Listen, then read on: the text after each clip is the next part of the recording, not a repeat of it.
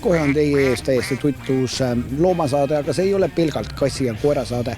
Nendest tuleb ka loomulikult väga-väga palju juttu, aga millest siis me räägime? Räägime nii eksootilistest loomadest kui väljasuremise ohus olevatest loomadest, räägime põllumajandusloomadest, räägime nendest loomadest, ka lindudest, kes siis elavad siin meie keskel ja loomulikult näitame ka väärkoheldud loomi ja kui võimalik, ka siis nende piinajaid.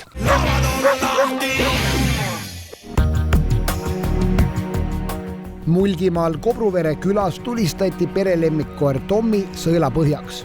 Kõrist on 2 kuuli läbi ja ülejäänud kuulid on pehmetes kudedes kinni, neid ei opereerita välja.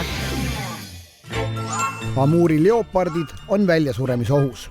Looduslikes oludes on ilmselt alla 40. Miks võttis Kertu Jukkum oma koju 10 kassi? Väga raske on valida, kui on terve suur hunnik sul ees, kes kohe lähevad hukkamisele. Esimene nõndanimetatud väärkohtlemisjuhtum viibki meid kaunile Mulgimaale Kobruvere külla ja kõik on siin ilus.